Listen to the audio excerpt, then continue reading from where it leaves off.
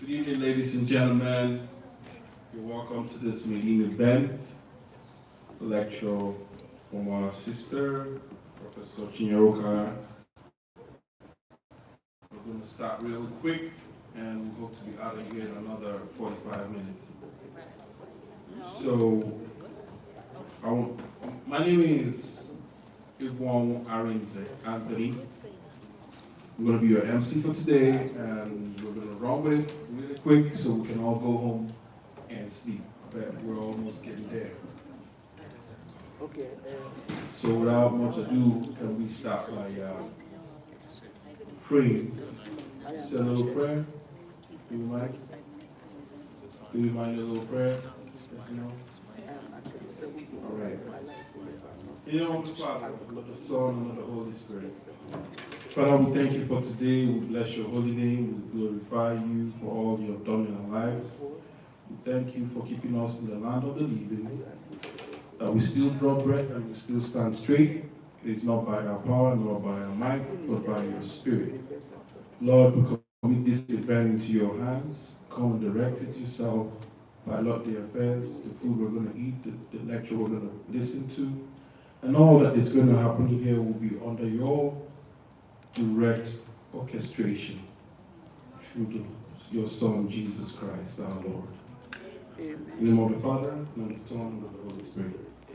Right, without much ado, I want to bring on stage OAAA radio in the house. My name is Jacqueline. Up on stage, man. Thank you. Just together for her real quick.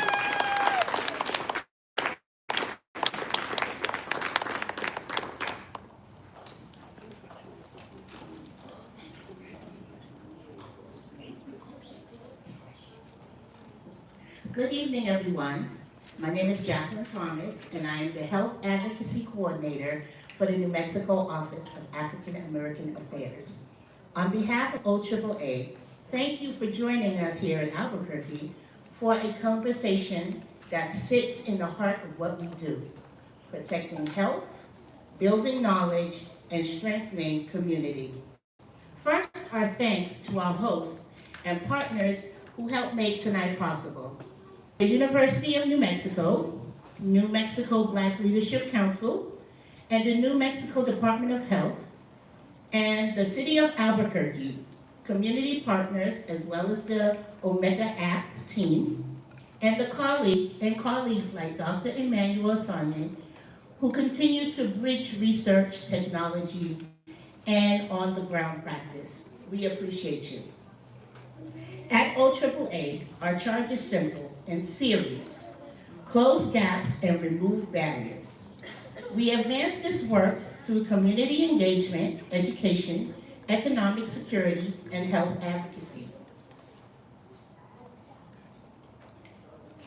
That looks like culturally rooted research, maternal health, and mental wellness initiatives, and practical partnerships that get resources to the people who need them, when they need them. That's why tonight's speaker matters. Dr. Chinyere Ukaga brings decades of expertise in public health and parasitology, translating complex science into prevention, strategies that save lives, especially in communities that are too often overlooked. Her work reminds us that health equity is not a slogan. It's logistics, data, trusted messengers, and relentless follow-through. Whether we're talking infectious diseases abroad or health disparities right here at home, through line, this is the same: access, accountability, and action. As you listen, I invite you to think like builders. What can we take from this lecture to strengthen Albuquerque's response capacity? How do we align university of research, public health systems, and community wisdom so that families can see real results, better prevention and faster referrals, safer births and healthier lives? OAAA is a partner on data sharing, community education, and training for navigators and doulas, and a pipeline for programs for our youth to enter public health and biomedical careers. If you're ready to work, we're ready to move. So please join me in giving a warm Albuquerque welcome to a scholar, a practitioner, and a champion for all health equity, Dr. Chinyere Ukaga.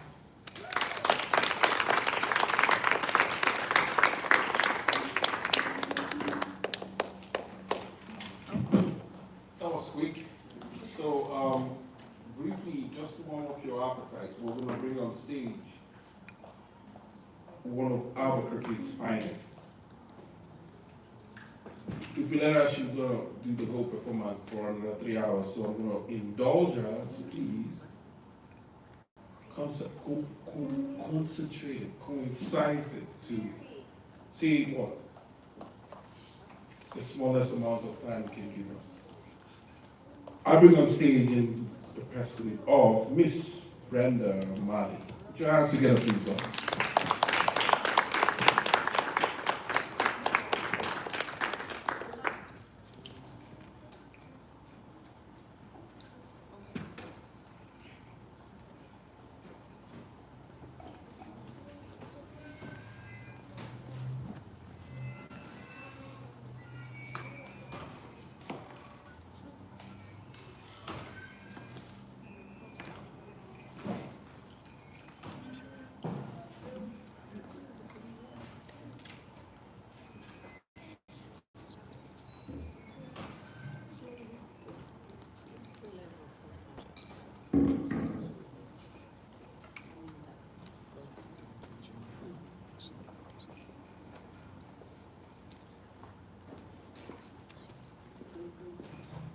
Good evening. Good evening.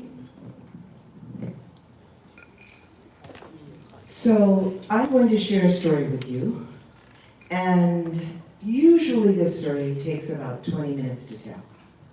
So I believe I'm being asked to tell it in a shorter time, like 10 minutes maybe 8. All right, so that's what I'm going to do my best to do. And I want to ask you all, are you doing all right? You feeling okay? That's good, that's good. So I'll take you into the land of story, and I had a few friends that came along with me, and they wanted to say hi to a few of the folks. I have Hassani here. How are you this evening? Oh, Jumbo! Jumbo! Jumbo! How are you tonight? Well, are you going to go to bed any moment now? Or are you here to hear a story? When I say crick, you say crack. When I say crick, you say crack. Okay? Crick. Crick. Crick, crick, crick. A crick, crack, crick. A crack, crack, crack, crack. All right, he's going to go to rest. Because he said to me just in that moment, we need to practice just a little bit more. Okay? It's all right. I'm going to take you to the land of Africa. And you're going to hold it for me? Oh, he's so nice. I have a helper. You got to hold it this way. So I'm going to take you to the land of Africa. I'm going to take you through the story as quickly as I can.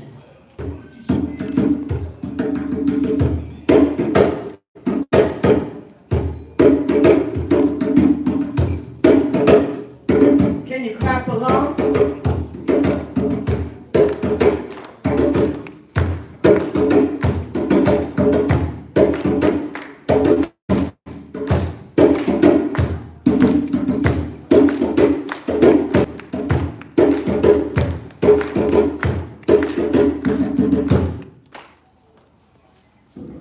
This is all abbreviated, y'all. So you don't get the whole thing. Here we go.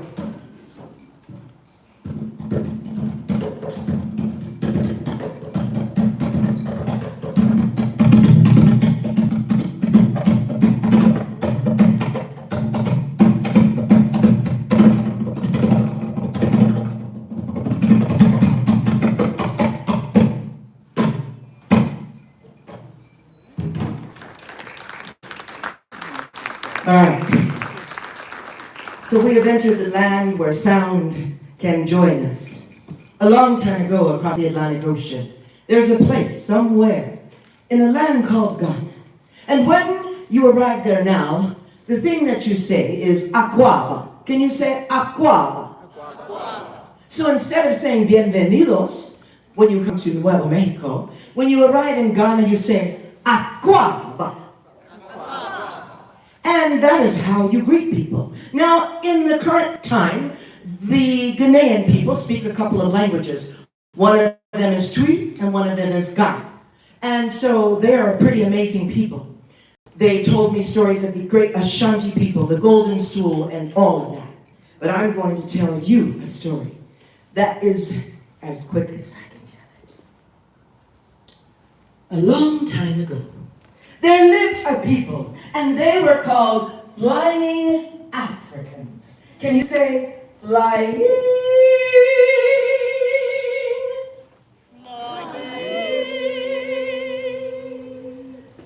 Africans. Africans. All right. Flying. Africans, flying Africans,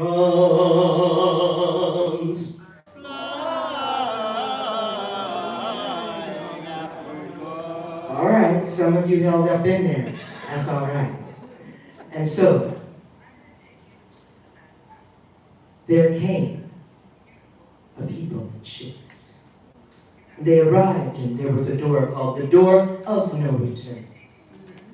the window of no return. And there were cannons placed along the area where the fort was and faced out to the Atlantic Ocean. And there were colonizers who came and they took over the land. And people bartered and traded, and somehow great and mighty African people were bartered and were traded and were sent off into the slave trade. Now, if you go to Ghana, you will stand there and you will see that there are different cells. And in those cells, there's one with a skull and crossbones. And that is the cell where, if you could not be broken well, they would place you in there, especially as an African man.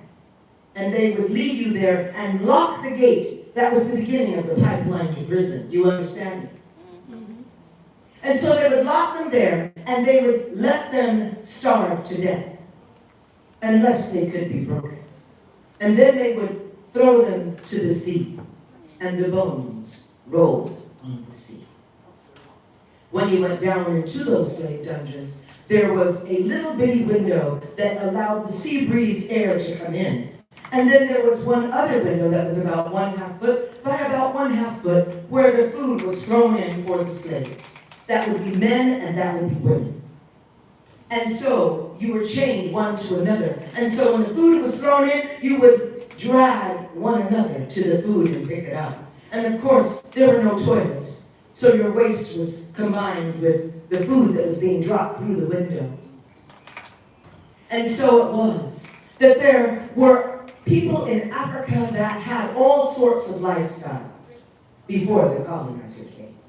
There was a chief that said, in our dream time, we paint our faces white, and those are our ancestors that we see. But when we welcomed these people to our shores, they came and we thought they were like gods.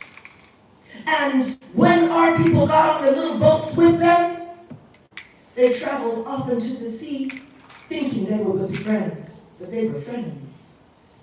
And so it was that when they took out their shooting rifles and shot the people that believed that they were like gods, the chief said, I don't know who these people are, for I am confused. And the blood ran red and cold.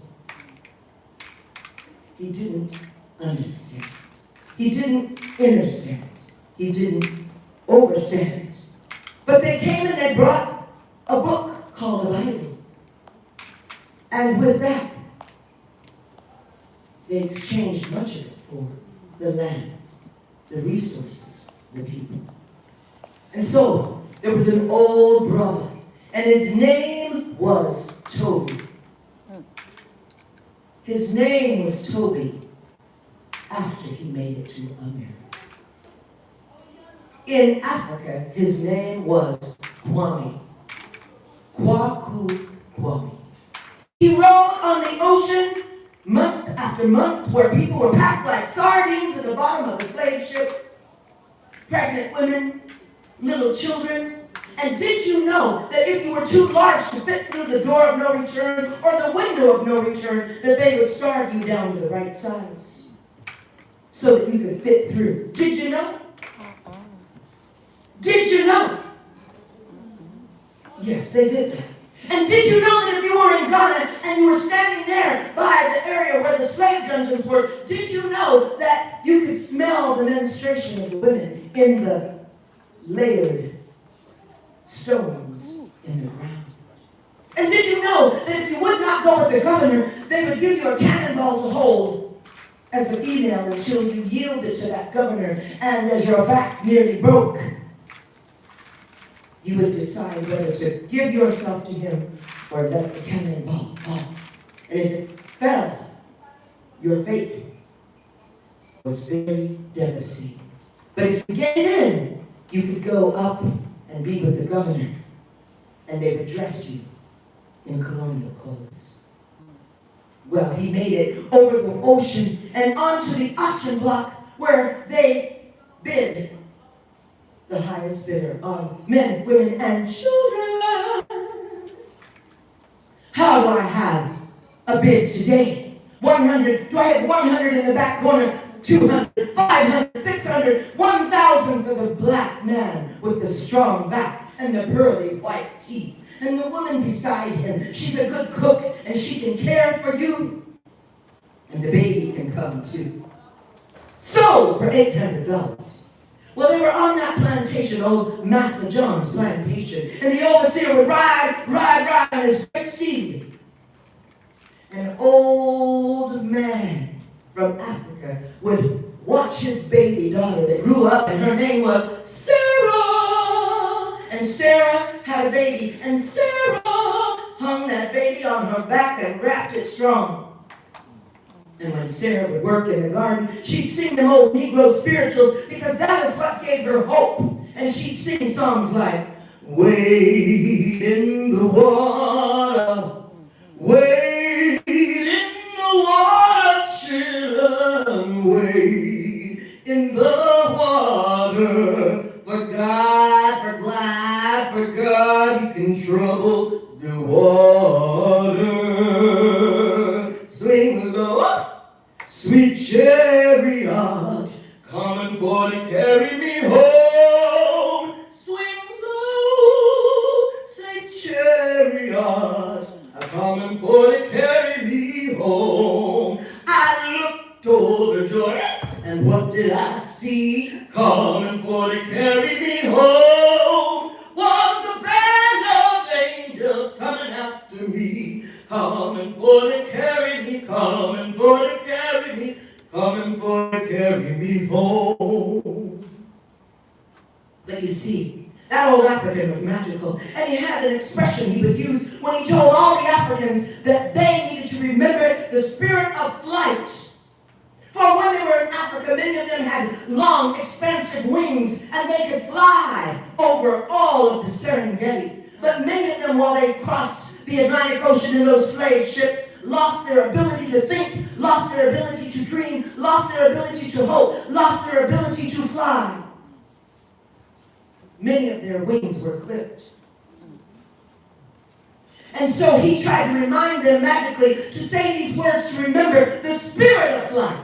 And he would say, Tumali, tumali, oh, tumali, tumali, oh, tumali, tumali, oh, tumali, tumali, oh. And the Africans who remembered how to fly would sing those words, and when they did, they would rise up on the stair, well, to freedom. The staircase to freedom. They followed the North Star, the Big Dipper and the Small Dipper. And Harriet Tubman, she didn't take no stuff. And she would take people to freedom. But when you went with old Harriet, she said, I shoot you, sure as anything, if you mumble a word. Get in this boat, yeah? And cover that baby's mouth. And so they would go. And they followed that North Star. And they would sing songs like, follow the drinking gourd. Follow the drinking gourd. For the old man is awaiting for to carry you to freedom if you follow that drinking gourd. And they would sing that song. And Sarah, she said to her daddy, Daddy, if ever I have to sing the song to get to freedom, will you be behind me? And he said, child, don't you worry about it. When the time comes and the overseer comes after you and tries to clip your wings, child, I want you to sing them words and I want you to fly up over all the mountains and all this cotton and all the plantations and Miss Ann. I want you to fly. And so, one day the overseer came on his great steed galloping along, and Sarah wasn't moving fast enough to pick the cotton that pricked her hands and made the cotton red, and the baby was on her back, and he came and he whooped her with his whip. And Sarah began to fall to the ground with her baby. She said, please, my son, please don't beat me no more. I got a baby, a little something, and I love him so. Well, that overseer, he didn't care. He continued beating on old Sarah, and she remembered what her daddy said, and she started to sing. Tumbali, tumbali, oh, tumbali, tumbali, oh. And that old overseer ran around on his feet. Tumbali, tumbali, oh, tumbali, tumbali, oh. And so Sarah rose up on a crystal stair with her baby on her back. She said, I can't look back. I loved you, Daddy, but I can't look back. And she rose up over hatred and racism and picking cotton and plantations and Miss Ann and all that stripping of her land. She was tired, do you hear me? It was like Rooster Brooks who said, I'm tired. I'm tired of just sitting. Oh no, I'm tired of being broke down.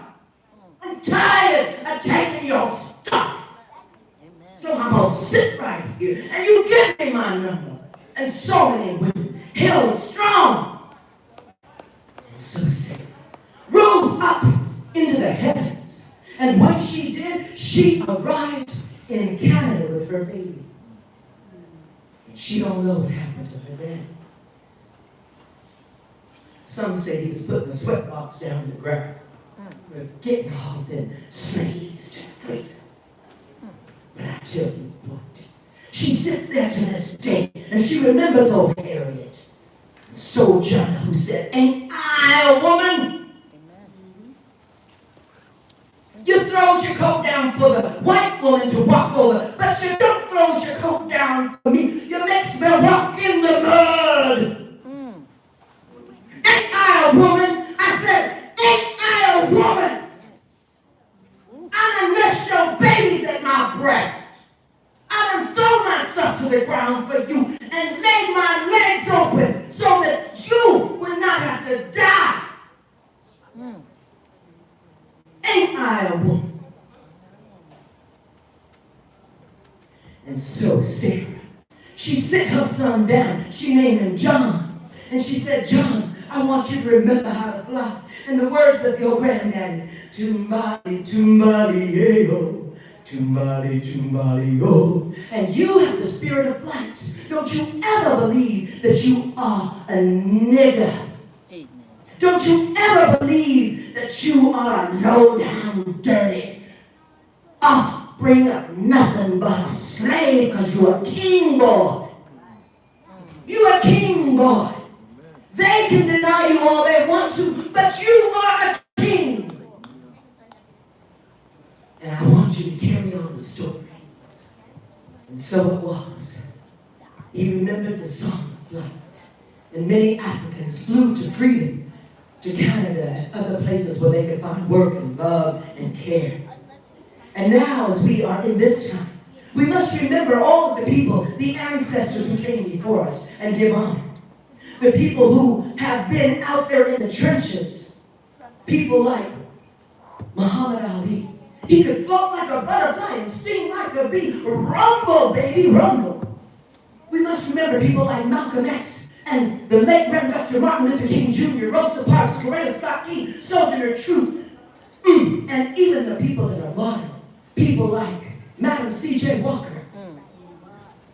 People that made $1 million when life was tough. We must remember. We must remember people like W.E.B. Du Bois, Maya Angelou, and all of these people, Dr. Benson, Mr. Hale Benson, all these people that helped develop the Capitol, designed it, built the Capitol itself. All these people that designed and created patents and inventions and computers and cell phones. And, we are mighty people. I want to fly to the river. I want to fly to the river. And I'll always remember my ability to fly. Fly, fly.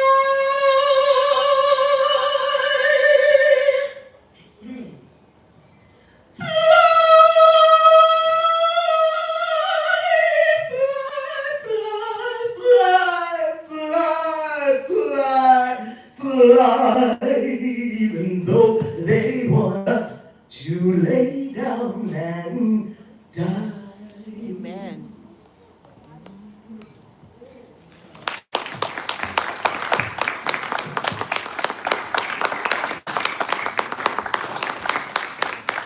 That's called the Crying Africans, yeah. And believe me, I shortened it. You know what I mean? Mm. She will hold us spellbound here for another 3 hours if we were the time. Guarantee you that. I've seen it happen. Live and direct. But for one more time, we're going to move on. Put your hands together for me, smile. That was Sky Shot. Class breaking. Automatic performance. I appreciate you, man. I always see you when I see you. I don't want to tell you more about how now, but you should understand that this woman is out of this world. Yes.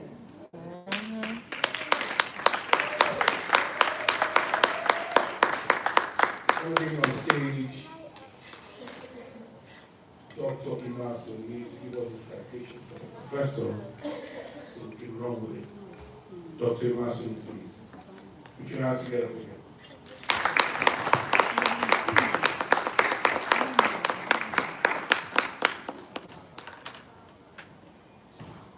Good evening, Good evening. and thank you for coming. This is not the kind of event that we have all the time, and it is our pleasure to have the Office of African American Affairs and other collaborators and partners who made this event happen since the past 1 week more. Professor Chinyere Ukaga has been in town having several different meetings and then the lectures tonight. So my job is to introduce a woman I know very well and for some number of years. So tonight I'm going to present to you Professor Chinyere Ukaga. Professor Ukaga is a professor of public health and parasitology with research interests in preventive chemotherapy, neglected tropical diseases, also skin-related NTDs, HIV and parasitic co-infections, malaria controls, and co-infections. Professor Ukaga is the best student of all graduating sets in PhD at the University of Nigeria, Soka. Also, she won both the Vice Chancellor's Prize and the Faculty of Science Prize. She was a federal government scholar at both the secondary school, that is high school level, at Federal Government Girls College, Onisha, and master's degree level at the University of Nigeria, Soka. Her PhD program was supported by the Tropical Disease Research, TDR, World Health Organization, WHO, training grants with Dr. Hartwig, I can't mention the rest of them, Shosky, University of Tübingen, Germany, as a co-supervisor. Professor Chinyere has more than 28 years postgraduate research and teaching experience. She has, to her credit, more than 160 publications in reputable journals and have produced 50 graduates and PhD graduates, of whom 5 are presently professors in different universities, as well as numerous master's graduate students. She has served as an external examiner in various universities for all levels of tertiary institutions. Professor Chinyere has spent most of her academic career in Imo State University, where I met her as a senior colleague, and she became my auntie. And from there, she was in Owerri, where she served at different capacities, including head of Department Animal and Environmental Biology, Zoology, Deputy Director Consultancy Service Unit, the Director Consultancy Services Unit, the Chairman Consultancy Board, the Pioneer Director of Quality Assurance Unit, member of Imo State University Governing Council, the first female Director of Academic Planning Unit, and the first female Dean of Student Affairs Directorates. Professor Chinyere Ukaga joined Wingwe University, Isioko River State, Nigeria, as a pioneer director of academic planning and quality assurance. She is presently a member of the Governing Council of Wingwe University, Isioko. And Professor Chinyere Ukaga is the immediate past national president of the Parasitology and Public Health Society of Nigeria. She is a member of the Board of Trustees of Parasitology and Public Health Society of Nigeria. She is an international council member representing Africa at the International Society of Infectious Diseases based in Brooklyn, MA, USA. And here in Nigeria, she is involved in the mentorship program with two mentees from different parties of Africa at the moment. She's also a National Executive Council member of the World Federation of Parasitologists, the first African living and working in Africa to be on the board. She has consulted for the African program on onchocerciasis. I hope I don't do more of that again. Onchocerciasis control. And now, Spain is a subsidiary of World Health Organization, as well as AFRO, another subsidiary of World Health Organization, and has consulted for the federal government of Nigeria on the Niger Delta Federal Amnesty Program. It is my pleasure. Please, with a rousing ovation, help me as I welcome to the podium Professor Chinyere Ukaga for tonight's lecture.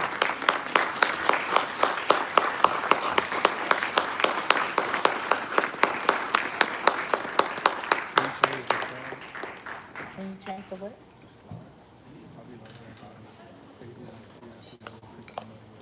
Okay. Thank you very much.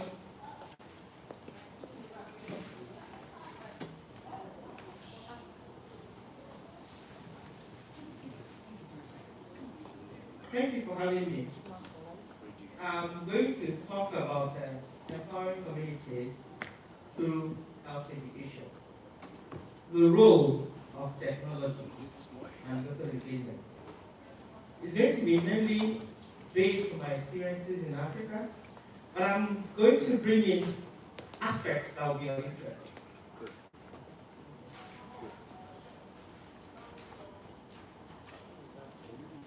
I'm going to bring in aspects that will be very much of interest to you here in our podium.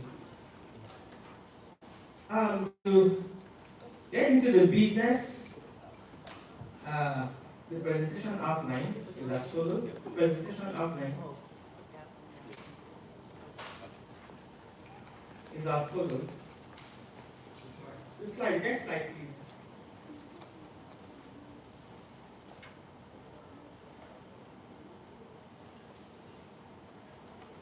Okay. A brief introduction. We look at the African health landscape. We look at the neglected tropical disease, which is what my expertise is. I'm going to add a little spice by looking at the NTDs in New Mexico. Look at health challenges in Africa and in New Mexico. Health education landscape in Africa. Barriers to health education in Africa. The significance of community empowerment in public health education. Strategies for effective empowerment of communities. Leveraging technology for health education. The importance of local engagement in health education. Look at some case studies and integrating technology in local engagement, and then we'll conclude. So to introduce this, we want to understand what health is. Health goes beyond just absence of disease in a person. Health is all-encompassing. It's a state of complete physical, mental, and social well-being. The word health means wholeness, and it involves so many aspects, including your physical health, mental health, social health, as well as spiritual health. An individual's health status is dynamic and varies from person to person, even in similar situations. A person's health is affected by a wide range of factors, including genetics, lifestyle choices, environmental conditions, culture, and access to healthcare. So promoting health through health education is a collective responsibility that involves individuals, communities, and governments working together to create a supportive environment where everyone can thrive. Good health is the foundation of a good life. It enables people to work, enjoy hobbies, form relationships, and live longer, more fulfilling lives. Let's look at the African health landscape. And here I have placed 4 health indicators. One of them is communicable diseases, where my expertise is, and other communicable diseases will have viral diseases, parasitic diseases, bacterial diseases, fungal diseases, vector-borne diseases. So we have non-communicable diseases. Here you have diabetes, heart diseases, cancers, chronic respiratory diseases, chronic kidney diseases, mental disorders, sickle cell disease. The 4th health indicator is maternal, newborn, child, and adolescent health, and involves maternal mortality, neonate mortality, under 5 mortality, teenage mortality. And the 4th health is indicator in Africa is sexual and reproductive health. Under here we have female genital mutilations, early child marriages, child pregnancies, and sexual violence. So that takes us to neglected tropical diseases.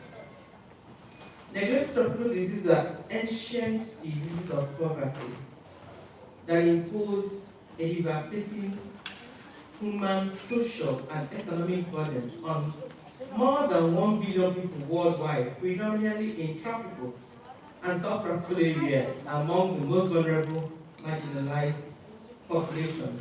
There are a diverse set of 21 diseases and disease groups that make up this neglected tropical diseases. Next slide, please. Now, among these 21 diseases, you have the helminths. The helminths are worms. They are worms. And under them, you have tinea, tiniasis, cysticercosis. Tiniasis is the tinea is a tapeworm, and you have pinnyworm, a kind of tuberculosis, is also a form of tapeworm. Foodborne dermatitis, lymphatic filariasis, soil-transmitted dermatitis. This is made up of about 4 worms that cause the soil-transmitted dermatitis, schistosomiasis, and autosaciasis. We have the protozoan entities. Protozoans are single-celled organisms, just one cell, but it's alive and it's causing so much harm. And amongst this, it's Chagas disease, leishmaniasis, human African trypanosomiasis. Then we have the fungal entities, the viral entities, bacterial entities, non-infectious diseases or conditions, and then ectoparasitic entities. Now, occurrence of entities in Africa, all the entities, all the 21 entities minus Chagas disease occur in Africa. And the map we have on my right, the colors indicate the number of entities found in different parts of the world. Wherever you see the color red, it indicates that that region has more than 8 types of entities. Where you have the color orange, it has 7 entities present. Where you have the color yellow, it has 6 entities. Where you have blue, 5 entities. The sky blue, 4 entities, and then the light color there, it's 3 and less than 3 entities. If you look at that map looking at North America and where New Mexico is, it belongs to the zone that has the sky blue color, meaning that you can find 4 entities in New Mexico.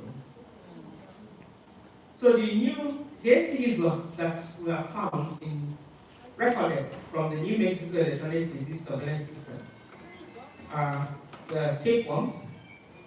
Tapeworms, one case has been reported since June 2025.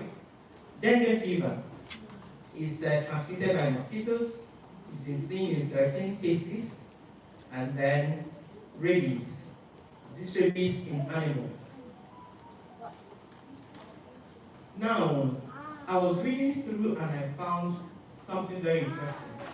Chagas disease.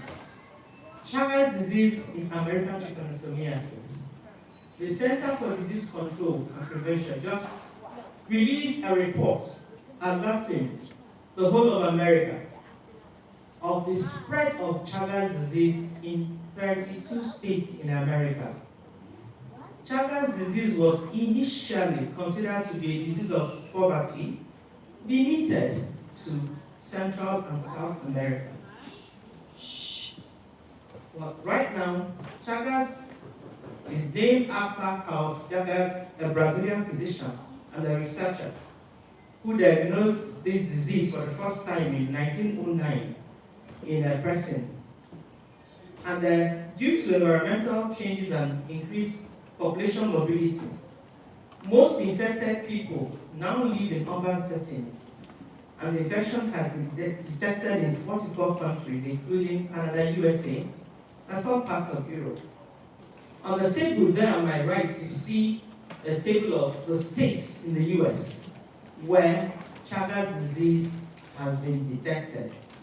And this report came from CDC on the 8th of September 2025. New Mexico has Chagas disease detected in animals. So that is not consolatory at all. So I'm going to take you into what Chagas disease is all about, because this is actually my expertise now. Now, Chagas disease is caused by a protozoan parasite that we call Trypanosoma cruzi. It is transmitted from man to man by the bite of a bug. We call it the tritomine bug or the kissing bug. So in the pictures there, you see the tritomine bug, and then on the left, you see two types of trypanosomes. The T. brucei is the one that causes African trypanosomiasis. The T. cruzi is the one that causes American trypanosomiasis.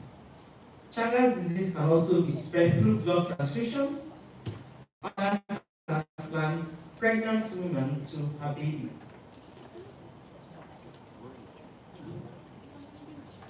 Now, the trypanosome parasites are transmitted by contact with feces of the infected blood-sucking tritomine bugs. These bugs are said to live in the wall or roof cracks of homes and surrounding structures such as chicken coops, pens, and warehouses in rural or suburban areas. Normally, they hide during the day and become active at night when they feed on animal and human blood. They usually bite an exposed area of the skin, such as the face, and defecate or urinate close to the bite. The parasite enters the body when the person instinctively smells the bug's feces or urine into the bite, or if there are other skin breaks, the eyes or the mouth. And the T. cruzi can infect also animals. Now, what is interesting about this parasite is that of all the parasites, these trypanosomes are the only parasites that kill their host. Every other parasite, the parasites are organisms that live in our body. We are the home for the parasites. And most parasites don't destroy their home, because if they destroy their home, they are dead.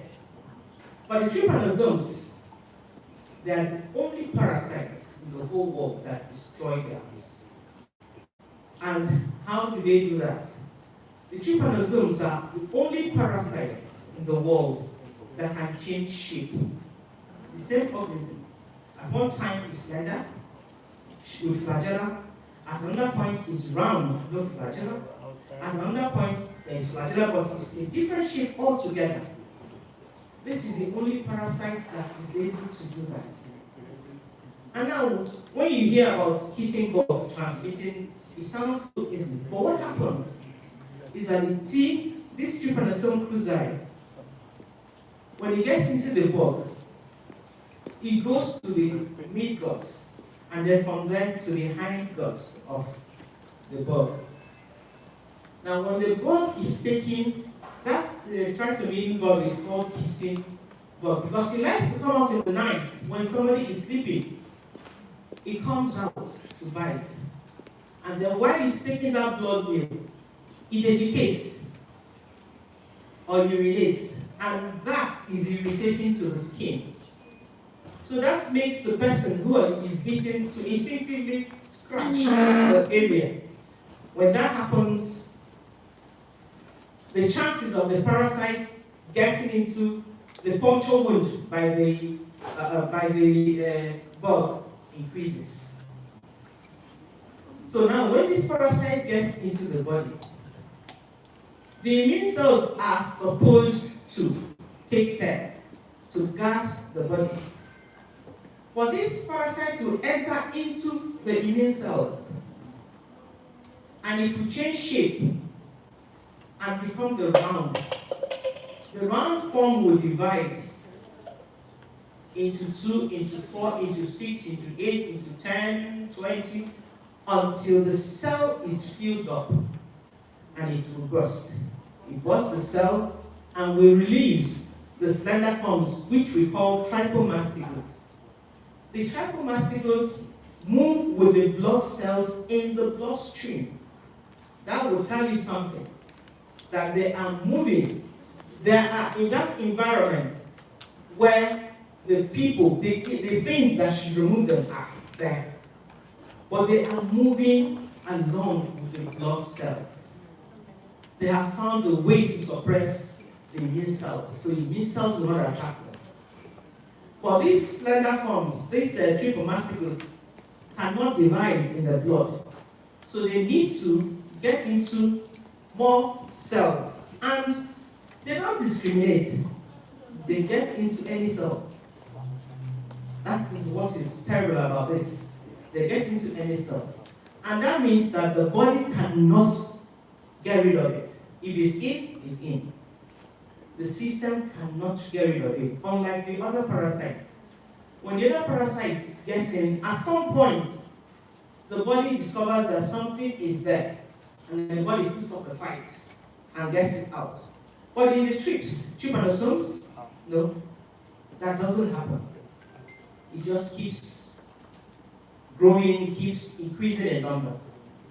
And then when the bugs come and take a bite, they pick from somebody who is infected and they give it to somebody else who is not infected. So, the symptoms, this disease has 2 phases, acute and chronic. The acute phase occurs shortly after the person has been bitten. And some symptoms may be fever, feeling tired, body aches, headache, rash, loss of appetite, diarrhea, vomiting. Then the eyes swelling, Romana eyes. This may occur in some people may not have any symptoms whatsoever. For some people, after a bite, a red itchy bump may develop, and then this may be accompanied by swelling. This is what we call chagoma. And chagoma is an indication that the person has this parasite. If this chagoma does not develop, then the person would never know that he has this parasite. Then if the bite is around the eye, then the person scratches it, it causes a swelling on the eyelid, and that results in what we call this Romana's eye. See the 2 pictures, the boy on top, his own eye, the swelling is on the left eye, while the younger child, the swelling is on the right eye. These are the symptoms.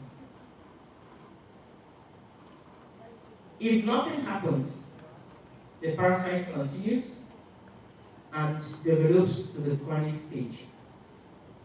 When it gets to the chronic stage, several heart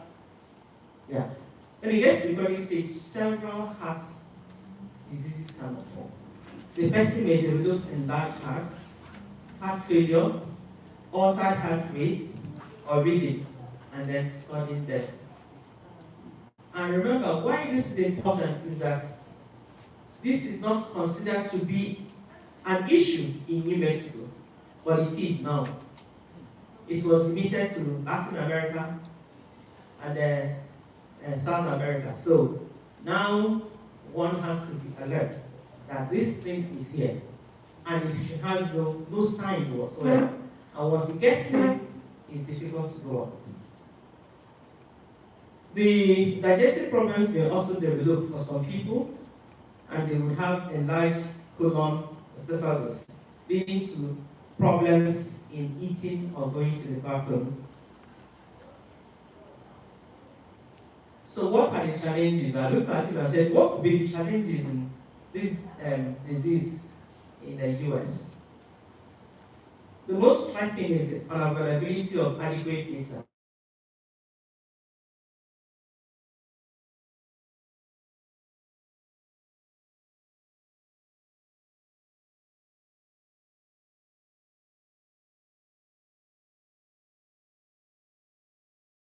From the rural areas to the urban areas, to the cities. And many may be carrying this disease without knowing that they're carrying this disease. And it is apparent that these trichomine bugs, which you had initially thought have been hiding during the day in roof crevices and building cracks, they may have found new hiding places in the urban areas. So there are increasing detection of infections among the companion animals, such as the domestic and walking canines and felines in the cities, which is indicative of travels to regions endemic with this disease. These parasites, the one that is in the animals can also affect man. It uses the animals as labor hosts. So that's parasite in the dogs and the cats. The trichomine bugs can pick from them and transmit to humans. In Africa, what we suffer from is the African, human African trypanosomiasis caused by brucei. And that one, also like this, the sister here, is difficult to eliminate. That one also confuses and evades the immune system.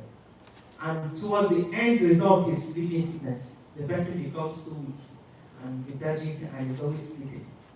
And once that sleeping sickness gets to sleeping sickness, very soon the person dies. So this is the only parasite that kills the host. Preventive measures. Early detection, access to diagnosis and treatment, and follow-up will reduce the spread of infection. At the acute stage, there are 2 drugs that can cure it, to kill the parasites outright. But when it goes beyond the acute phase to the chronic phase, it becomes difficult to treat. Thorough screening of the blood for the trypanosoma cruzi parasites, among other parameters, before blood transfusion, and also examination of organs for transplantations. Every one of us must protect ourselves from kissing dog disease. When you travel, try to stay in well-built places like air-conditioned and screened places in hotel rooms. And in addition to that, you spray the areas where you sleep. And if you're in the rural places, try to sleep under bed nets. There should be routine blood screening. It should be introduced in the health facilities. Routinely, everybody's blood is screened for this parasite. All ages, it doesn't matter, everybody. Because early detection will take care of, means that there is hope. Then there should be increased awareness and community engagement in the vector control, reducing interaction between humans and the vector insects. Spraying of dwellings and surrounding areas with residual insecticides, as well as house improvement and house cleanliness to prevent the vector infestation. So we'll take you back to Africa. From New Mexico, we'll go back to Africa. So health challenges in Africa. The African health landscape is diverse and complex, shaped by a mix of opportunities and persistent challenges. While many African countries have made significant progress in health outcomes, much of the continent continues to be defined by inequities, infrastructure gaps, and disease burdens. The natural environment, extreme weather with climate change, impacts negatively on the health of many African regions. And some of these burdens include the burden of communicable diseases. Africa still battles with very high rates of infectious diseases, the big three: malaria, HIV, tuberculosis, in addition to the neglected tropical diseases. And then the non-communicable diseases are on the rise due to urbanization, lifestyle changes, and aging. We still have very high maternal and infant mortality rates. It persists, especially in rural areas. And there are so many deaths which are preventable with better access to prenatal care and skilled birth attendants. And then there is insufficient hospitals, clinics, equipment. This is very common in many parts of Africa. And likewise, the healthcare workers are in big shortage. Impact of crises and emergencies. Africa remains vulnerable to health crises, like Ebola outbreaks. Ebola is currently, there's an outbreak right now in Congo, COVID-19 and conflict-related health breakdowns. Health challenges in New Mexico. I read this up. So New Mexico, like Africa and other parts of the world, has an own share of several health challenges, and these include access to healthcare disparities, high infant mortality rates, as well as the impact of the pandemic. The state's rural areas, particularly Bernardino, Dona Ana, Los Amalos, Sandoval, and Santa Fe counties, face unique challenges due to the lack of primary care providers and high infant mortality rates. The COVID-19 pandemic exacerbated these issues, leading to increased healthcare demand and the need for innovative solutions to improve access to care. The New Mexico Department of Health has also highlighted the severe health challenges such as preventable illnesses, injuries, and death faced by the marginalized people, especially those experiencing homelessness. The report indicates that people experiencing homelessness are significantly more likely to suffer from these health issues compared to the general population. Health education landscape in Africa. Health education plays very key roles in tackling the abounding health challenges and improving the well-being of many African communities.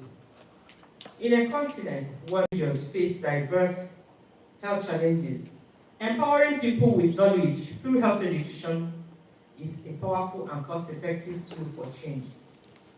Health education empowers individuals to make informed decisions about their health through clear understanding of disease causation as well as prevention, like we just discussed the Chagas.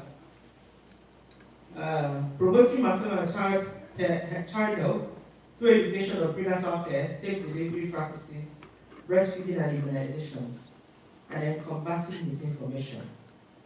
There's a lot of misinformation out there. When vaccines are brought in and thrown to the people, somebody raises a rumor that the vaccines are for sterility, they want to sterilize the population. And nobody goes near that vaccine, no matter what the vaccine is for. So, but with health education, it counters myths and promotes trust in healthcare system. It also encourages health-seeking behavior and early reporting system. The barriers to health education in Africa include language and literacy barriers. In Africa, there are more than 2,000 different indigenous languages across the continent, even within regions, even within Nigeria. I'm from Nigeria. Even as an Igbo person, I'm an Igbo person. As an Igbo person, there is still several language barriers in Igbo that from Igbos that speak and I don't understand them. Now, there are still very poor communities with very low literacy rates within regions. Cultural beliefs, practices, and stigma. Some communities hold certain beliefs that attribute certain health conditions to forces, not disease-related, and thus rely on traditional healers. This is a very delicate ground that often requires careful navigation to gain trust for effective health education. Inadequate resources, limited health care infrastructure. Everywhere there is declining economics, and there is increasingly limited availability of trained health educators, teaching materials, as well as infrastructure without external funding. Gender inequality and poor access to information. In many areas, women have less access to education and health information, despite being primary caregivers, and this oftentimes is related to cultural beliefs.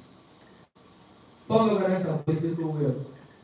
Often most African leaders give only minimal attention to health education. So let's now look at the significance of community empowerment. While Africa can be credited with significant strides in combating major diseases, however, a purely curative approach remains unsustainable due to many factors, including behavioral, cultural, socioeconomic, and environmental factors which promote the sustenance of such diseases. True progress lies in shifting the paradigm towards prevention, a strategy that is most effectively executed by empowering communities themselves. Health education in this context is not merely dissemination of medical information. Rather, it becomes a powerful transformative tool that equips individuals with the adequate knowledge, skills, as well as confidence to take control of their well-being, thereby building a more resilient and self-reliant society. Empowering individuals with accurate, culturally relevant health knowledge can drastically improve health outcomes, reducing preventable diseases and enhance resilience. So what are the strategies that we have used for effective empowerment of communities? One is that it must be culturally relevant, and to be that, it must use the local languages, and most of the time relevant pictures, because a picture is worth 1,000 words. People understand better when you see the pictures. And then we involve trusted community members, including major stakeholders, teachers, and other trusted persons within the community to legitimize messages. And one must ensure to align the message with religious or cultural values of the target communities. The campaigns, health campaigns must be community-based and participatory. Rather than a top-down approach which many organizations use, communities should be involved in designing and delivering education in a bottom-up approach through the use of trainers approach, use of youth and women groups, and use of local facilities as platforms for health education. Leveraging technology. Mobile phones are widely used in Africa, and health campaigns using mobile phones have been very successful. Some examples include the SMS campaigns to promote vaccinations or HIV testing, radio programs in rural areas with no internet, social media platforms for urban population. And then the fourth strategy is focusing on women and youth groups. targeting women groups usually creates, women and youth groups usually creates a ripple effect.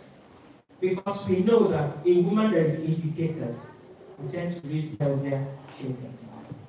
And then when the youths are key to this change, they are key to changing future behaviors around sexual health, substance abuse, and nutrition. So let me just give you a breakdown of what I mean by top-down approach and bottom-up approach. In a top-down approach, let's take for instance the government has a funding body brings like bed nets to the country, and they want to get these bed nets in the communities. What they do is that they start from the federal government, advocacy visits, and then from federal government, they move to the state government, they move to the community health officers, then they come to the community leaders and share the bed nets or whatever interventions they have. The second approach, bottom-up approach, the funding body comes to the intervention. Now, it goes first to the community. It must do the advocacy with the federal government, but it keeps it there, and it goes to the communities. And with the community members, they train the members, they talk to the members, they bring what the problem is, they bring what the solution is, together with the community. They decide on the way forward. So when that decision is taken, it goes back to the community health officers, back to the state health officers, and then to the federal government. And then when intervention comes, the federal government brings intervention to the state officers, to the community, and then the community will come and keep it. That way they know what they are part of that decision for that intervention. Now, let's look at the outcome of these two types of community engagement. The top-down approach and the bottom-up. And look at two diseases, malaria for top-down approach and onchocerciasis for bottom-up approach. Now, these two diseases are similar. Similarities are they are both vector-borne diseases. Malaria transmitted by mosquitoes, onchocerciasis transmitted by black flies. The interventions for malaria just pick the treated bed nets. There are more. And then the intervention for onchocerciasis is mass drug administration, mass drug treatment with ivermectin. Now the action was taken by the state health officers. They communicated decisions to the community health workers. While in the case of onchocerciasis, the community volunteers selected by the community themselves, people they trusted, they are the ones who are responsible to take the action. And then the implementation period was decided for malaria by the state health officers. Why? For onchocerciasis, implementation period was decided by the community members. They decide when they want to be treated, because onchocerciasis treatment is once annually or 2 times annually. So they may decide that they want to be treated. If it's like here, nobody wants to come out during winter. So they may decide that it's during summer that they want to take their drugs. You understand what I'm saying? It's their decision. And then they also decide that when the drugs come to the community, the volunteer who is sharing the drugs can take the drugs house to house. It's their decision. Or comes to a central place and shares the drugs. It's purely their decision. So the annual coverage from the top-down approach, about 60%, but with the bottom-up approach, we got 90 to 100%. And what is the outcome right now? There is still malaria in Africa. It's still, the problem is there. We'll keep looking at new ways. There is vaccine, there is this, there is that, what is there? But onchocerciasis, using this bottom-up approach, Uncle has been eliminated in many places. Many countries have eliminated uncle. And in some countries, they are close to elimination. They are close to stopping treatment and starting transfusion assessment studies. So this is a clear experience, our experience from the field. So I just explained further community-directed intervention, what it means. It's an approach that allows community members to be decision makers with regards to their health problems available and to the health problems available and the possible interventions. They agree on implementation strategies and on how and when the services will be provided. Using this approach, community members are provided with sufficient information. They must be told what it is so that they can take these decisions. Sufficient information to decide, organize, mobilize, and deploy internally and externally acquired resources to tackle their problems. They receive regular feedbacks to evaluate the implementation process by discussing the results and challenges faced, and exercise the right to adjust the implementation strategy when necessary. Going back to onchocerciasis, the onchocerciasis was eliminated in Central America quickly because they decided that they were going to take the drugs biannually, while the Africans were taking annually. And as early as 2013, Ecuador, Guatemala, they had onchocerciasis been declared in those areas. So this approach encourages ownership of the situation. Leveraging on technology for health education. Technology has become a game changer in delivering health education across the continent and even globally. From mobile phones to video-based and television learning, tech solutions are helping bridge the gap between health services and out-of-reach populations. How has this happened? First of all, mobile technology and health. Africa, especially Nigeria, has one of the highest cell phone penetration rates in the developing world, even in the rural regions. This provides an opportunity to deliver vital health information, which supports family planning education, prenatal and postnatal care tips, immunization reminders, outbreak alerts, consulting a doctor locally, getting trusted drugs, etc. There is also the possibility of social media and radio. Social media platforms are increasingly used to reach the public with engaging content on personal hygiene, sexual health, mental well-being, and drug prevention. Community radios, especially in local languages, continue to be a powerful and trusted medium for mass health education, particularly when internet access is limited. And e-learning and telehealth. There is increasing online training of community health workers, which allows for scalable health education across remote areas. Telemedicine connects patients in remote villages to doctors in urban centers. Local engagement and public health education.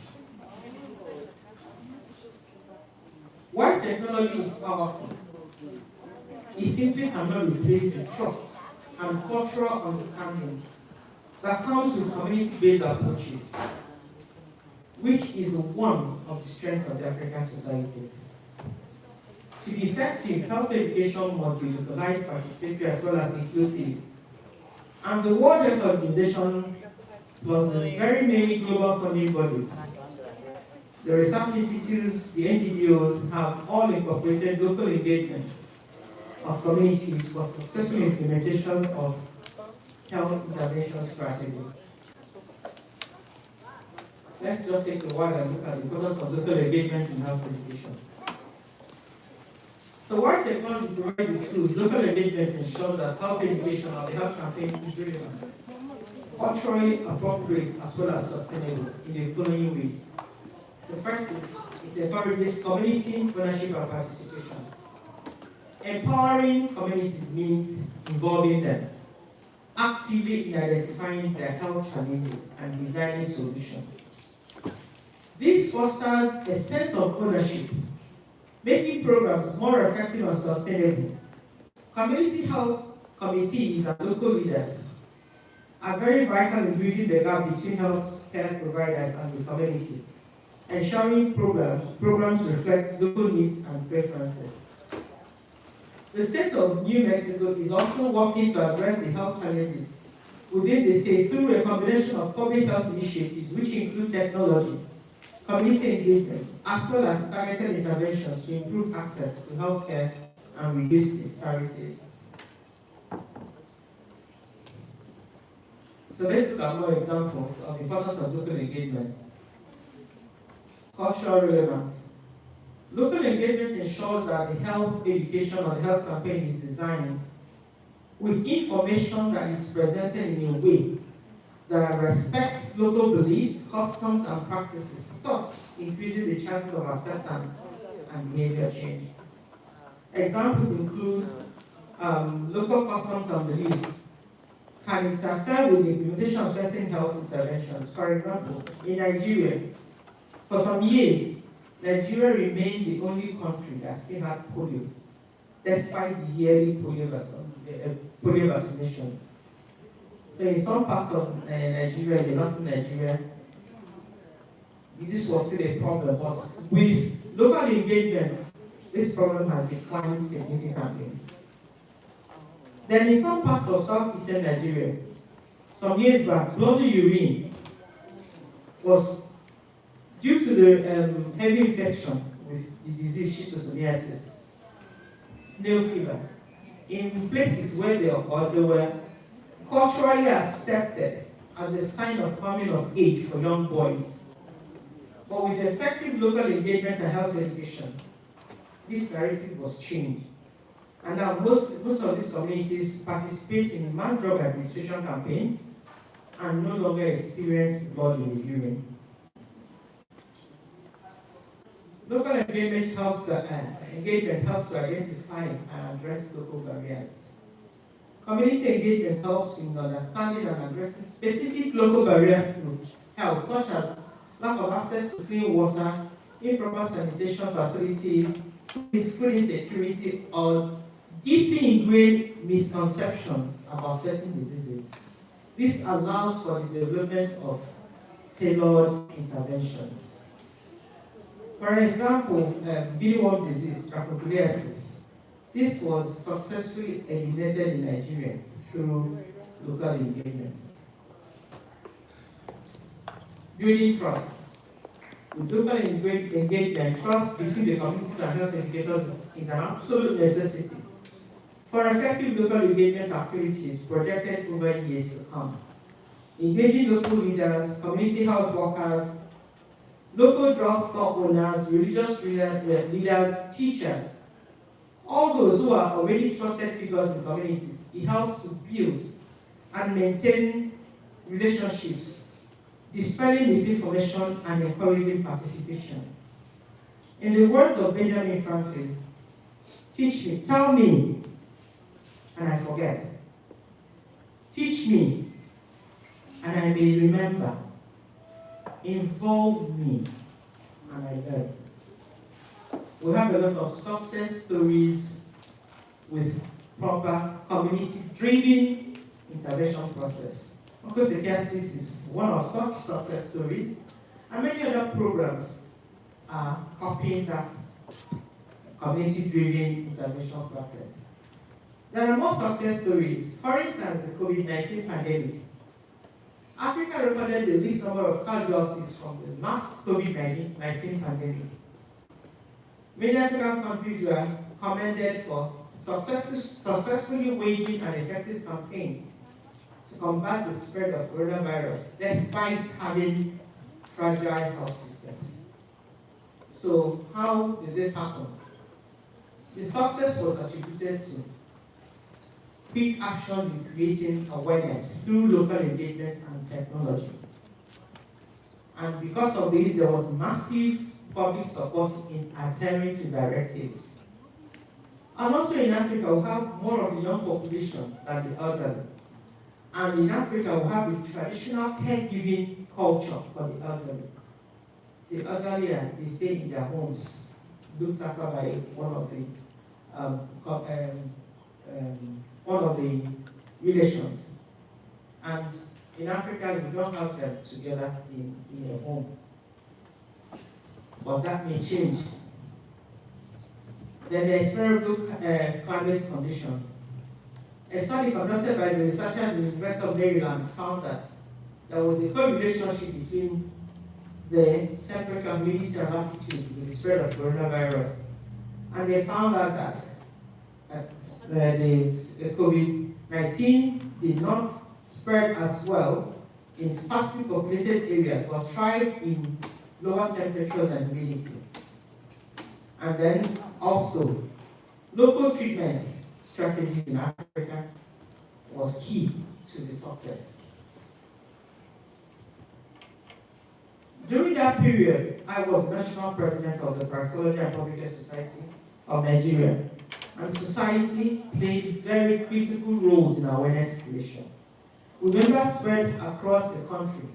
We developed posters and flyers in local languages, and our members went into remote villages sharing these flyers and posters in churches and marketplaces. We also developed videos in local languages and shared them online.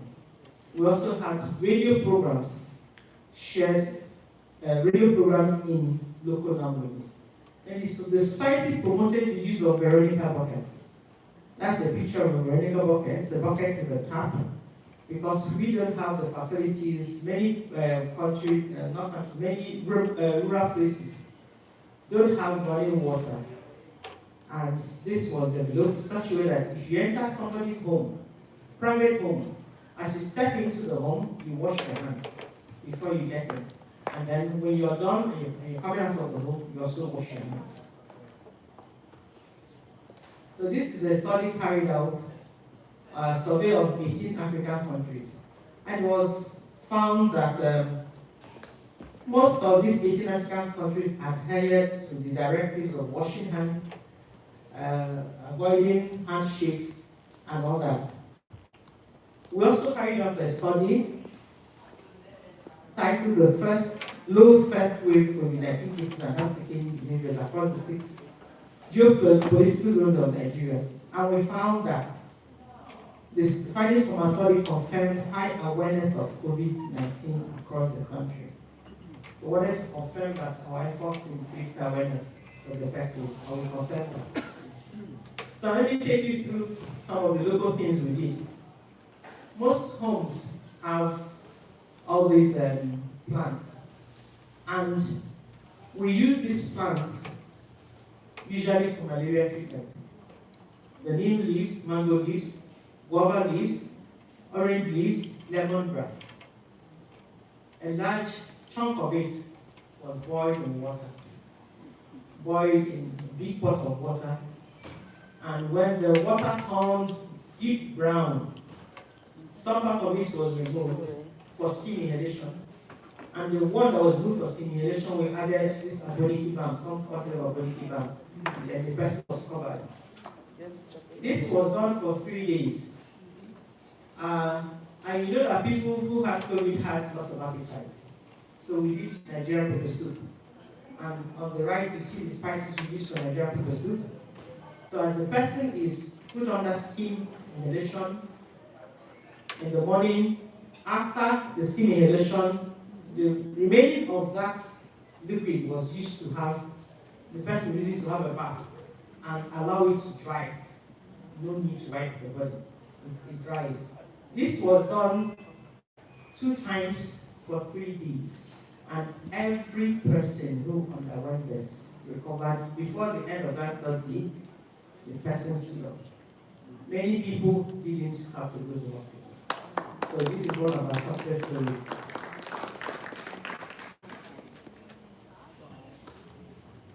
So integrated approach, technology meeting tradition. The most successful health education strategies in Africa combine modern technology with local engagement. And some from these examples include the South South Africa's Mom Contact, Uganda's EU report, and Nigeria's COVID-19 digital campaigns. Next slide. Now, we carried out a study, which I want to suggest here. We used image-based surveillance for neglected skin diseases. We went to communities, trained them with pictures of the skin entities, and they were told to take a picture and send to us. You take a picture, you give your location, and you're paid for each picture. That helped us to get so many cases that would have been hidden. So, and it was also quick. We were able to cover a lot of, our coverage was quick. So, this can be used, this image-based surveillance system can be also used in New Mexico. This can be used for early detection of Chagas disease, focused on the skin manifestations, the chagoma and the Romana eyes. If you go to rural communities and tell everybody what it is, and ask them to send pictures, then it will help keep track. Because otherwise, they will not even know what that was. And then, also the bugs. If these pictures of bugs are shown to many people and they are told to look out for the bugs, if you see a bug, take a picture, send it to the health unit. This will help. This will help the surveillance section of the New Mexico Health to keep a track of Chagas disease in New Mexico. Treatment of Chagas disease. There are 2 drugs available for treatment at the acute stage. These are benzimidazole and nifurtimox. The medical people, the doctor. Okay, so these 2 medications kill the parasites, and they are fully effective in curing disease if given early. If given early, that's the condition.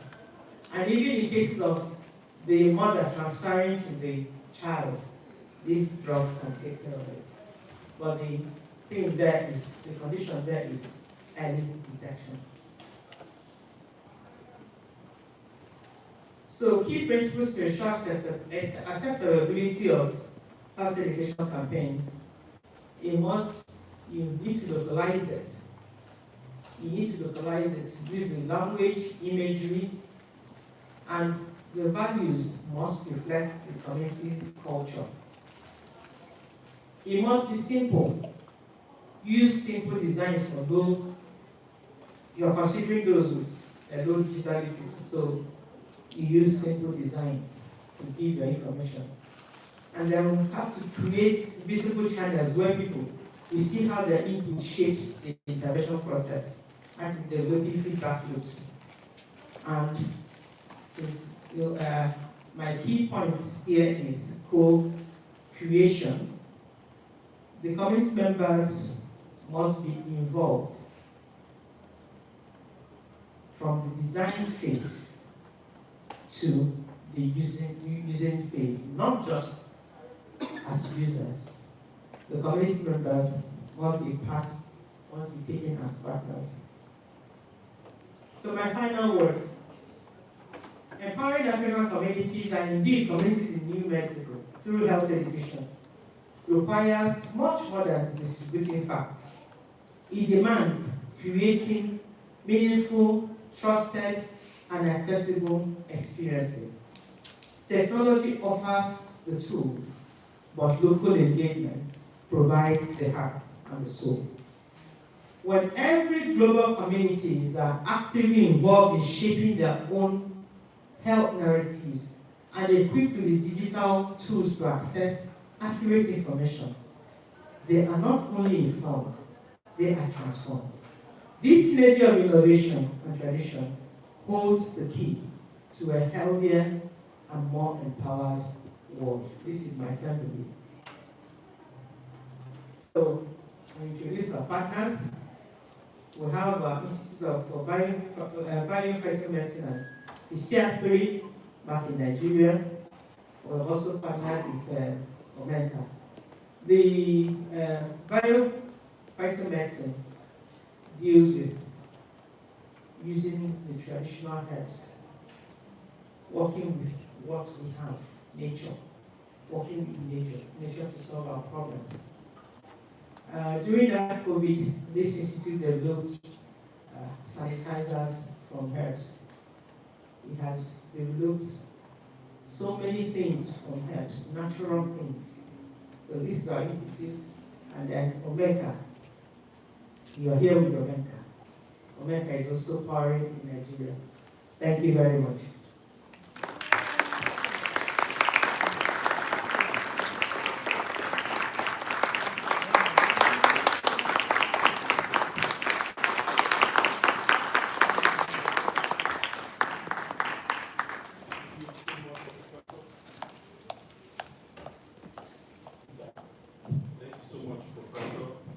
Thank you so much. I don't know if we can do better than what we just did. Another round of applause for our professor. Thank you so much. I mean, there is a lot of knowledge, a truckload of knowledge. I mean, when she was going through all those slides, it gave me goosebumps because it was like a refresher course of what what we grappled through when I was in med school back in Nigeria. You have to know all these parasites by heart, their life cycle, the treatment, prevention, the 3 levels of prevention: primary, secondary, tertiary prevention. There is nothing that beats prevention. I can tell you that for free. I mean, it's already said prevention is better than cure, but it goes further than that in the sense that what you don't start, you don't finish. So if you want something, once you don't start, prevent it. So you don't have to grapple with the whole 9 yards of the disease. I'll give you an example. When COVID hit, I had a small local awareness campaign with my colleagues from my high school. I did a lecture. I was like, we don't know anything about SARS-CoV-2. That was the technical name. But we know SARS-CoV-1. I mean, that was the genesis of that story of bleach killing, so you can drink bleach. Sorry for another day. You know how to handle SARS-CoV-1? Yeah, the same family. So we treat them alike.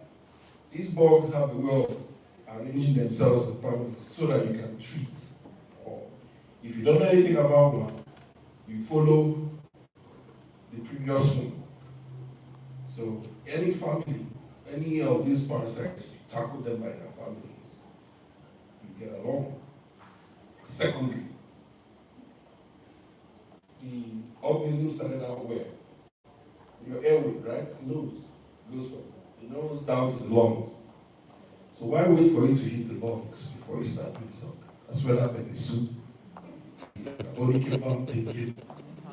Of course, it's also very heat labor.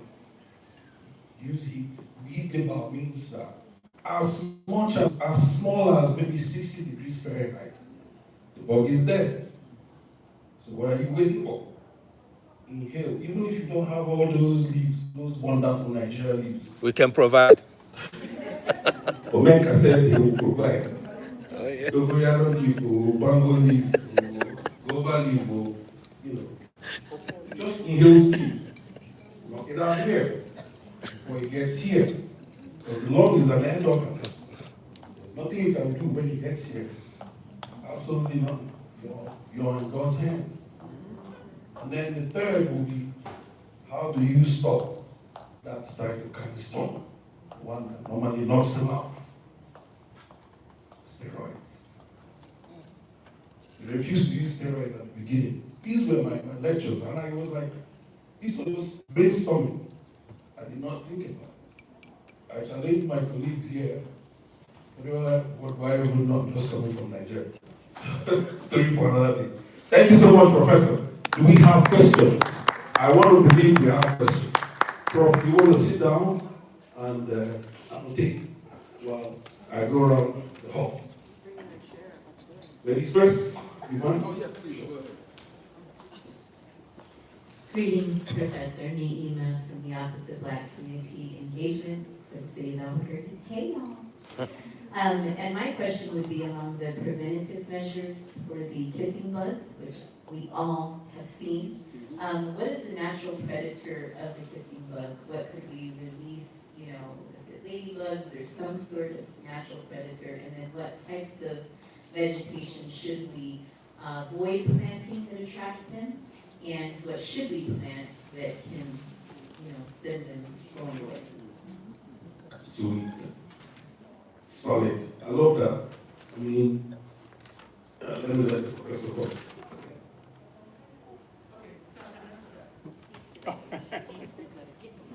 Sorry.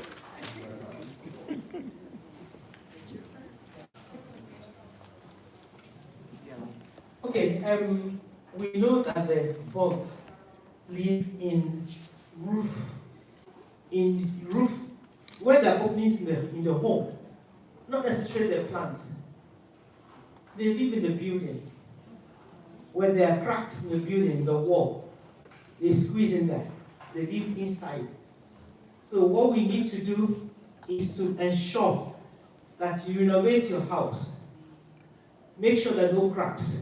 Make sure there are no crevices.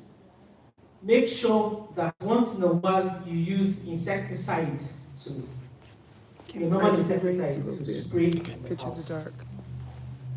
And then, if you leave your doors open during the day, please, before you sleep, spray. In case anything crawls in, so that by the time you're sleeping, there are no crawlies coming to take advantage of you while you sleep. There are no, right now we don't know about any natural, what do you call them? Fact, yeah. So this box out a very weird smell. So we really want to use, like maybe chicken, pigeons will pick up bugs. But that nasty smell might irritate those birds as well. Thank you, Professor, for coming on behalf of not only African Americans, but Sierra Leonean Americans, Mende Americans, Cameroonian Americans, Haitian Americans. We're all African people, and we appreciate you coming to speak to us today. We live in a time where Africa is our base, whether we realize it or not.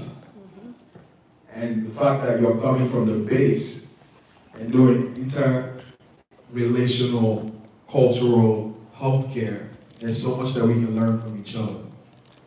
Before I ask my question, I just wanted to congratulate you on the findings that you shared that's working for the people to be able to resolve their own healthcare naturally. Here in New Mexico, I came here during the pandemic to manage nursing homes for seniors in New Mexico. And during the pandemic, because long-term care is in congregate housing, if COVID hits a building, it would wipe out, significant amount of those residents who are at high risk. Before I came here to New Mexico, I managed a facility in Michigan where they actually had a COVID unit. And that's what made me a little bit more courageous to come to New Mexico and help out. The COVID unit had about 20 beds, and essentially they were all full. And we hired acute care nurses to come to the long-term care to help us out. And when I went there, it was almost, I'm a refugee from Sierra Leone, so I would have a war mentality. How do I survive this? At the time, we don't really know what COVID is, right? So when I got there, the first thing I did, I had a meeting with the healthcare professionals. I said, you guys have been taking care of these patients.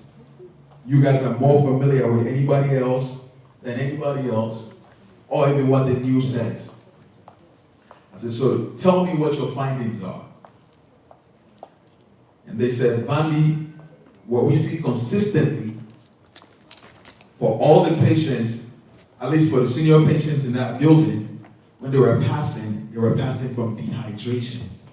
I said, really? She said, yes. I said, well, the building was so concerned at the time about COVID that doctors were not even coming to the building anymore. It was all remote service now for the doctors. So I said, get a hold of the doctor, because what you as a nurse know, because nurses are like on the front line. I said, what you as the nurse know, we have to share with our medical director. And as an administrator, I'm gonna ask that we start practicing hydration therapy. But we need the doctor to put that in place. So the information went around and we put that in place. There's like every hour that the caregivers come visit the senior citizen. What we did, every time they came, there was hydration that was given. It has like high vitamins and all these things. Within a couple of weeks, we closed that COVID unit. The Michigan State Healthcare Department sent representatives to come confirm that these people could clear before we could close that unit. So the company now called me, Vandy, thank you for doing a good job, but we no longer need you. But that testimony is what I used to come to New Mexico. Because now when New Mexico says, hey, we're having a challenge with COVID, are you open to it? I said, I'm very familiar with it. I will come for it. So I just wanted to share that, in the same way you shared your success, that because of that success we had with hydration therapy, when I got to New Mexico, I wanted to make sure we start with hydration for all the patients and the staff. In that building, I was there for 1 year, and I worked with Native Americans. It's a place called Gallup. It's a tribe called Navajo. Most of the seniors there were Navajo.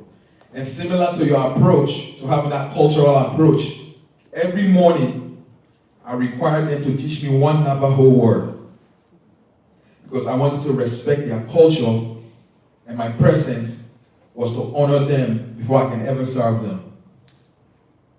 I was there 1 year, and while other facilities were losing people, by the grace of God, our team's approach, and keeping that hydration, we only lost one resident while I was there.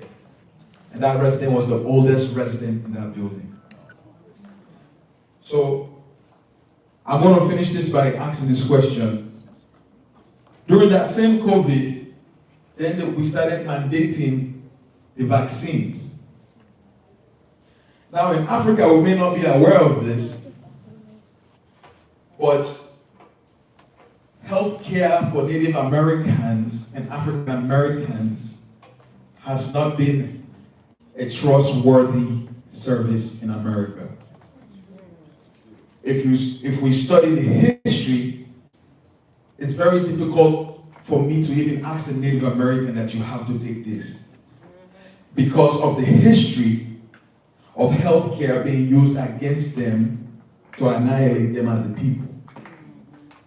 Similar for African Americans. So we have a distrust in healthcare for us, not because we're not brilliant in healthcare, because we make very great doctors, make great nurses, great caregivers, but we don't trust the healthcare system. So my question is, what are lessons that we can learn from the base, that we can borrow from the base, that as we're in an environment where we are distrustful of the healthcare for us, where our women go to the hospital and they are very high risk. For our children, the mortality rate is higher. For our pregnant women, the mortality rate is higher. So we look at these rates and we are concerned and saying, we don't even want our women to go there anymore.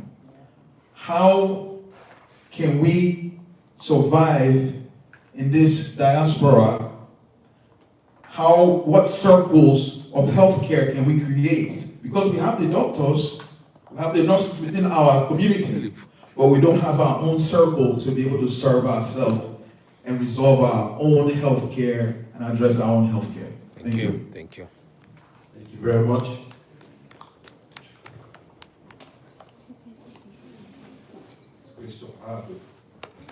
No, but yes, almost answer the question.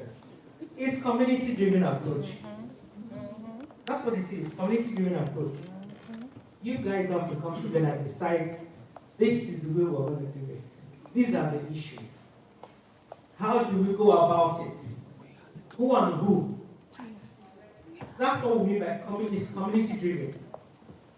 So you more or less answered it. All the doctors in the community, all the nurses in the community members themselves, you come together. You come together and decide how do we do this.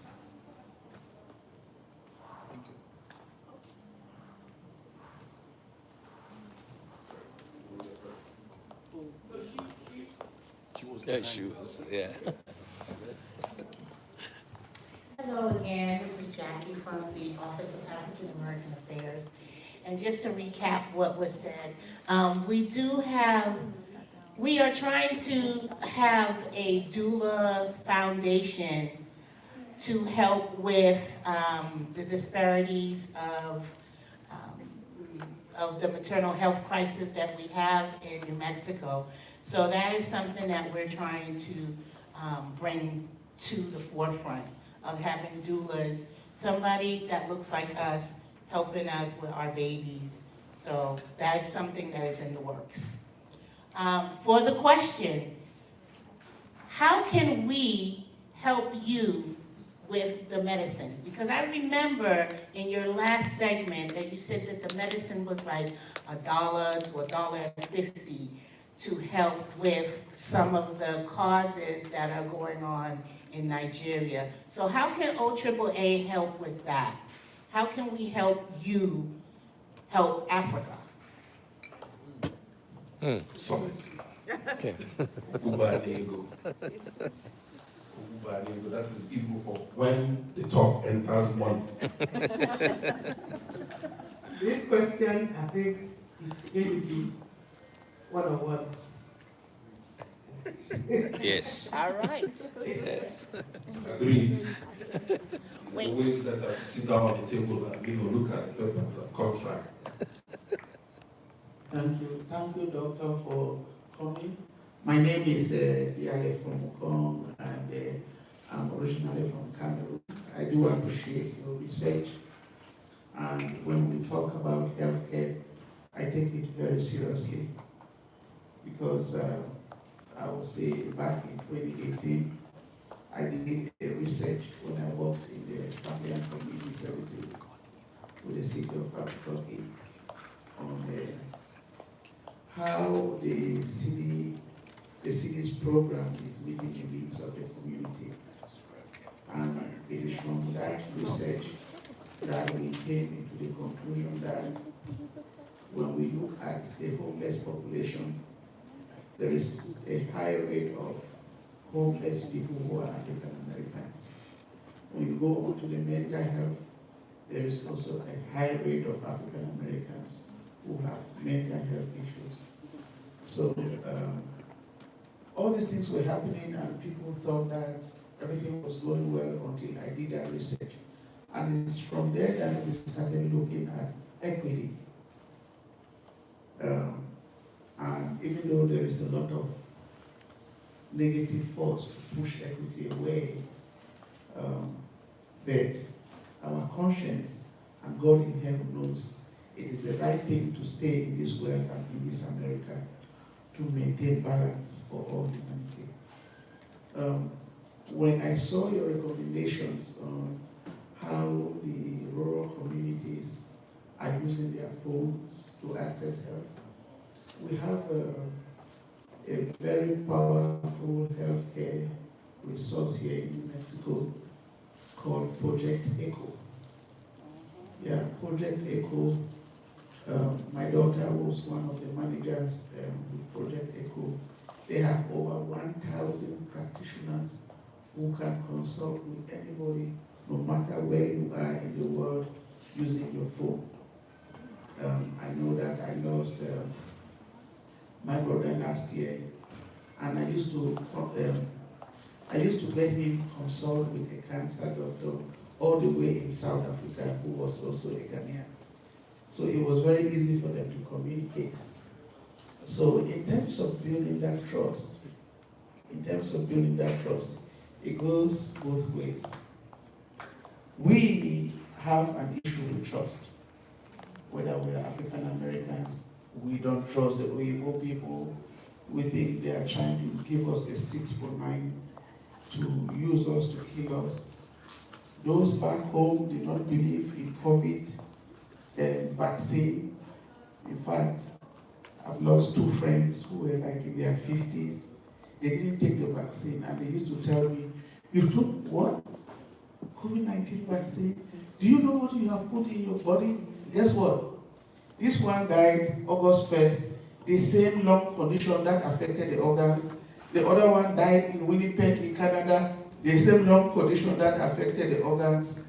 So I feel the way forward, if we can, is to train our own people as nurses, as doctors, because personally, if I go to the clinic and I see a black doctor, I am happy. When I see a black nurse, I am happy. You know, that's some sort of a bias. It's not that I don't accept anybody, but I'm telling you that's the reality on the ground. So thank you so much.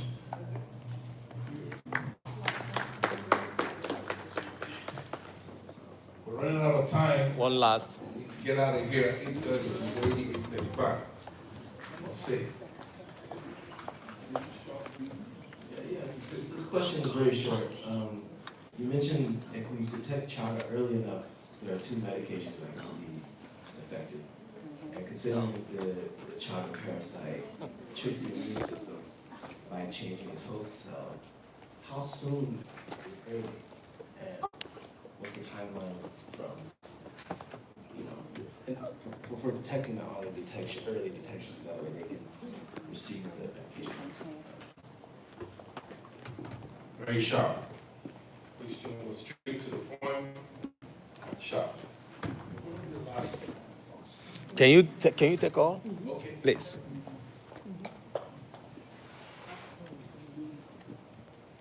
Thank you, Doctor. We have a lot of black organizations in this country, and none of them have a healthcare component. Not one.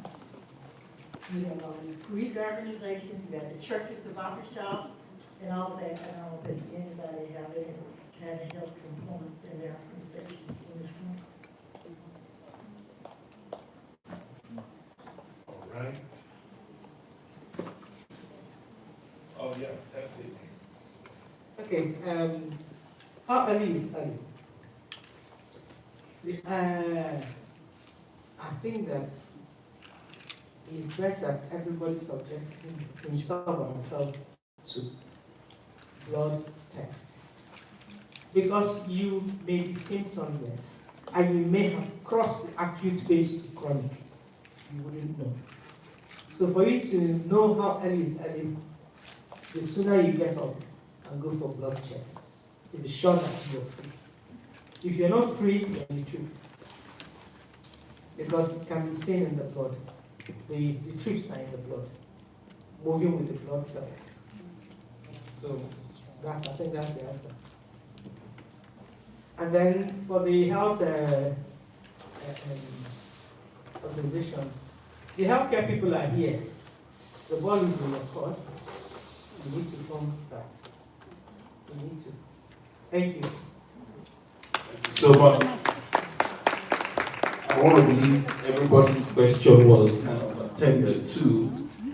And I want to quickly call one of our people up on the stage, the liaison officer of equity and inclusion. Everybody else is talking about equity, right? It's time for us here to be Big Madam in the person of Miss NEMA people. Put your hands together for us. Okay, the hour is late, so we're not going to keep you very long. I want to thank everybody for coming out, for being participants in this marvelous time that we've shared together. And in the realm of diversity, equity, and inclusion, of course, you know, the things that we're facing certainly have to deal with the spiritual attacks, the psychological impacts, the mental health, and our wellness depends on continuously coming together as community and navigating these very deep waters in these times. So everything that you've learned, go out and share that. Be safe, ask the important questions, because there are always very wise circles around us, from our elders to our young babies who have been listening and building with the blocks. I've been watching them all evening. So we thank you for being present and look forward to seeing everybody who's going to come out on Thursday for the composting gathering in the garden over at United South Broadway. You can reach me if you want information. And be blessed in this evening. Travel safely. Thank you so much for the presentation this evening and for all of you as being guests. Have a great night. And with that, I also want to add, don't be timid, do not be afraid. Have no fear in you. Look the person eyeball to eyeball and ask your questions. The world has come of age to the point that you are only your own influence. Health-wise, I mean, it's become a global village. Pick up your phone instead of doing Snapchat. You hop onto Google, get a little bit of information, questions you want to ask, and then push it to the ground of your person. Whoever is seeing you, do not be timid, do not be afraid. Ask your questions. Come loaded. And the person can only get intimidated with your level of understanding of what you're talking about, or will have no other choice than to give you the best healthcare available. But when you're timid and you don't ask questions, that's when you're done what? You're under the bus. And you wouldn't get what you have, what you needed to get, or what you have to get from what is available. I mean, there is so much similarities between Africa and here now. If you move away from Albuquerque, you find out that healthcare becomes scarce. Even within Albuquerque here, you probably want to get to see a doctor. You're like, what, 6 months out in the queue, trying to get a doctor. Until it becomes an emergency, they will kick it and start doing everything like a bandwagon approach. That is part of what we are seeing here in America so far. It's the same worldwide. So I would encourage us not to be afraid and ask questions. Okay? We're available. You know, have yourself with one or two people that you know that need to help have their phone numbers or read out and get information. Thank you very much for coming, everybody, and see you on the next episode. Oh, it's okay. If you want to just keep everybody it's the 20th. You're going to have the airport competition on the kind of dummy that so what you asking for? Oh, you got your team? So what happened? I used to be on the team. I used to be You locked the car, no? Who decided to lock the car? You did. So shut your mouth. okay. Oh, yeah, I could explain it. That rice was okay. We just met. A lot of rice are good at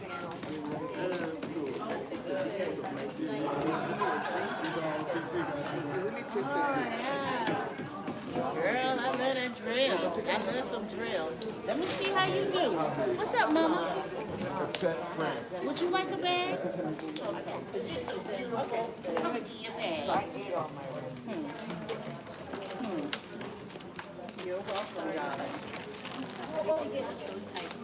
Yay! I'm sorry I didn't get your name right. I'm sorry. Because I was like, I was from the city of Albuquerque, but I ain't saying all like you. You gotta be careful how people smell it. Exactly, then they have it. Yes. I'm sitting here, you should see me going like that. That's right, girl, because I love it's creepy. Yeah, my leg. Yeah, I put lotion. I got the bee. Hey, that's what I appreciate you. And I put lotion. I have to use the lotion before. Thank you.